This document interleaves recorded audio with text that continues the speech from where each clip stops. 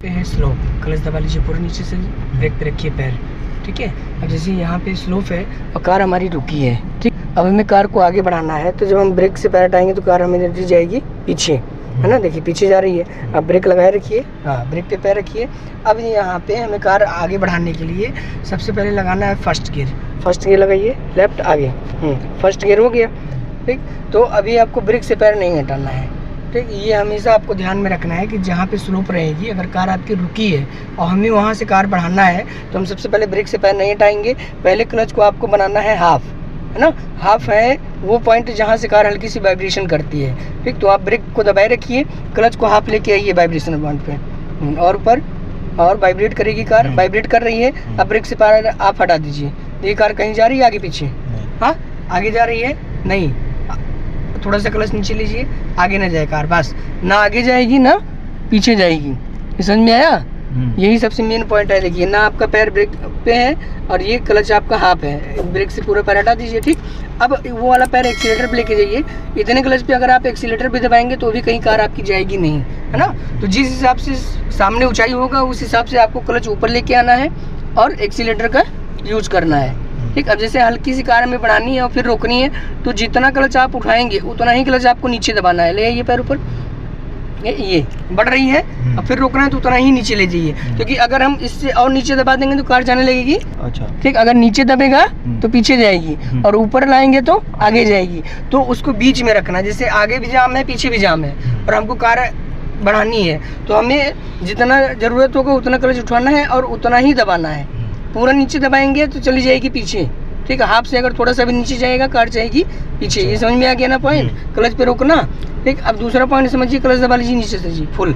अब ब्रेक पे पैर रखिए, अब लगाइए हैंड ब्रेक, हाँ। अब ब्रेक से पैर हटा दीजिए, ठीक। अब ये कार रुकी है हैंड ब्रेक पे, ठीक है। अब हमें कार फिर आगे बढ़ाना है, तो पहले हम हैंड ब्रेक नहीं डाउन करेंगे, पहले क्लच आप लेके आइए, हाँ। वाइब्रेशन पॉइंट पे आ जाए, जब ये वाइब्रेट कर रही है तुरंत, अब उसके बाद हैंड ब्रेक को आप नीचे कर दीजिए, हाँ। ऊपर उठा के बटन दबाइए, ये देखिए कार कहीं नहीं जाएगी, 1 इंच भी आगे पीछे नहीं जाएगी, ठीक। ना आगे जा रही है ना पीछे जा रही है। तो जितनी हमें ज़रूरत है उतना एक्सीलेटर दबा के कार ऊपर चढ़ा लेना है।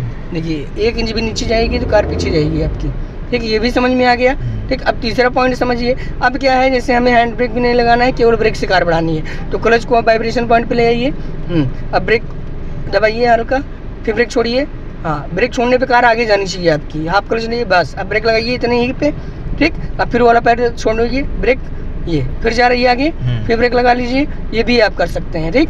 अगर आप इतने क्लच पे एक्सीलेटर दबाएंगे कार आपकी भागेगी नहीं। दबाइए एक्सीलेटर, ब्रेक छोड़ के, देखिए इससे तेज जाएगी ही नहीं कार, समझ में आया? तो जिस हिसाब से आपको जगह मिलेगा उस हिसाब से ये वाला पैर हमारा चलेगा, क्लच वाला, ठीक। और क्लच के साथ हल्का सा एक्सीलेटर दबाना पड़ेगा जहाँ पे ज़्यादा ऊंचाई रहेगी, ठीक। अगर कार में 2-4 लोग बैठे हैं तो एक्सीलेटर थोड़ा अधिक दे के कार को आगे बढ़ा लेना है।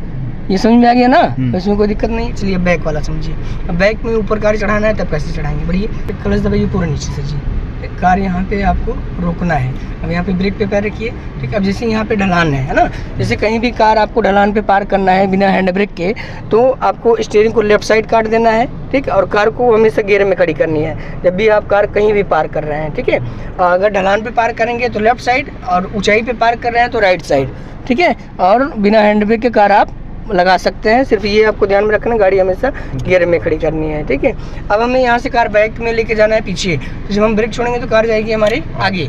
तो हमें ब्रेक से पैर नहीं हटाना है, पहले रिवर्स गियर लगाइए, हाँ। बीच में राइट, पीछे राइट, नीचे, हो गया रिवर्स गियर। अब पहले ब्रेक से पैर मत हटाइए, पहले क्लच को ले लीजिए हाफ लेके आइए वाइब्रेशन पॉइंट पे, ठीक। अब ब्रेक से पैर हटा दीजिए, देखिए कार वहीं वहीं खड़ी रहेगी, ना आगे जाएगी ना पीछे जाएगी, ठीक। तो जितनी ऊंचाई रहे उसमें कार ले जाना है, तो जितनी ऊंचाई पीछे रहेगी उतना क्लच के साथ हल्का सा एक्सीलेटर लेके कार को आपको ऊपर चढ़ा लेना है। ले जाइए एक्सीलेटर पे पैर, एक्सीलेटर दबाइए, देखिए कार कहीं नहीं जाएगी, फिर जितनी हमें ज़रूरत होगी उतना क्लच के साथ एक्सीलेटर दबा के कार ऊपर चढ़ा लेना है। समझ में आया? वही चीज़ बैक में भी है। अगर आप क्लच नीचे दबाएंगे तो कार जाएगी कहाँ? आगे। ढलान है तो वहाँ पे जाएगी, ठीक है। अब दूसरा पॉइंट क्या है, हैंड ब्रेक लगा लीजिए, हैंड ब्रेक खींच दीजिए, क्लच पूरा नीचे दबा लीजिए, ठीक। अब ये हैंड ब्रेक पे कार रुकी है, अब हमें कार फिर पीछे बढ़ाना है, पहले क्लच आप ले लीजिए, वाइब्रेशन पॉइंट पे ले आइए, हाँ। ये वाइब्रेट कर रही है तुरंत, अब हैंड ब्रेक को डाउन करिए, एक पैर एक्सीलेटर पे रखे रहिए, एक्सीलेटर दबा के कार ऊपर चढ़ा लीजिए, एक्सीलेटर दबाइए राइट वाला पैर, ये चढ़ जाएगी ऊपर। समझ में आ गया ना दोनों पॉइंट? हाँ, बैक में भी चढ़ाना होगा तो भी प्रॉब्लम नहीं आएगी अब, और फ्रंट पे चढ़ाना है तो भी। ठीक, ये हमेशा याद रखना है कि क्लच हाफ पे ही आपको एक्सीलेटर लेना है। चलिए।